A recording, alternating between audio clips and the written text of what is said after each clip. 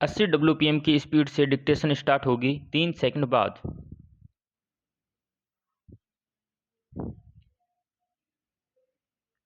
Start. हर वर्ष 10वीं और 12वीं कक्षाओं के परिणाम आने के बाद आमतौर पर विश्लेषण का केंद्र होता है कि कितने विद्यार्थियों ने कामयाबी हासिल की, कौन सबसे अव्वल रहा।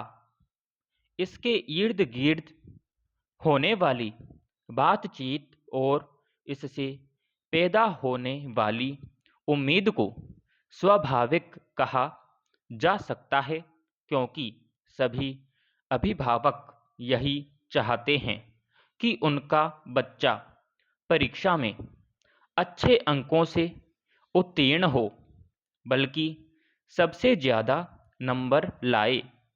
मगर इस बीच जो विद्यार्थी कम अंक ला पाते हैं या फिर किन्हीं वजहों से अपनी कक्षा की परीक्षा में पास होने के लिए निर्धारित अंक हासिल नहीं कर पाते हैं, वे मुख्य धारा की बहसों या विमर्श के दायरे से बाहर होते हैं।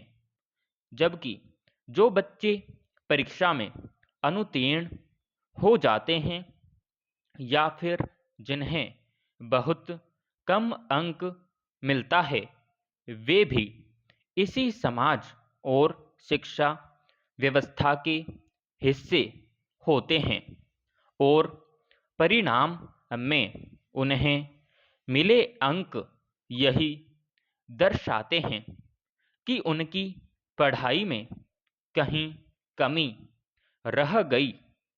सवाल है कि क्या इसके लिए केवल फेल होने वाला बच्चा जिम्मेदार होता है या फिर उसकी पढ़ाई लिखाई के तौर तरीके की भी कोई भूमिका होती है। पैराग्राफ।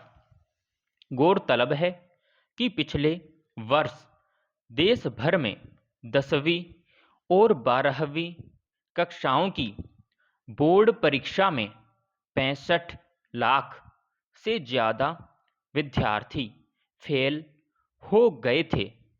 केंद्रीय बोर्ड के मुकाबले राज्य बोर्डों में विफलता की यह दर ज़्यादा चिंताजनक थी। यह दुखद तस्वीर खुद शिक्षा मंत्रालय की एक रिपोर्ट में सामने आई है, जिसके मुताबिक फेल होने वालों में 10 लाख ऐसे विद्यार्थी हैं जो परीक्षा देने गए ही नहीं।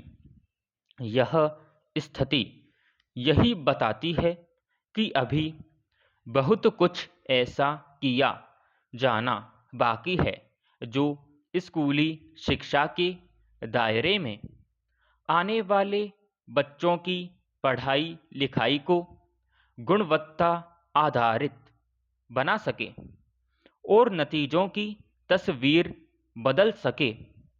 छिपा नहीं है कि सरकारी स्कूलों में पढ़ने वाले बच्चों में से ज़्यादातर अपेक्षया कमज़ोर तबके से आते हैं।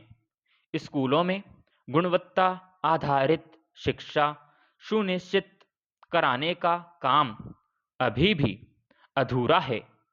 ऐसे अभी बहुत सारे बच्चे हैं जो अपनी पारिवारिक स्थितियों की वजह से स्कूल नहीं जा पाते या बीच में ही उनकी पढ़ाई छूट जाती है।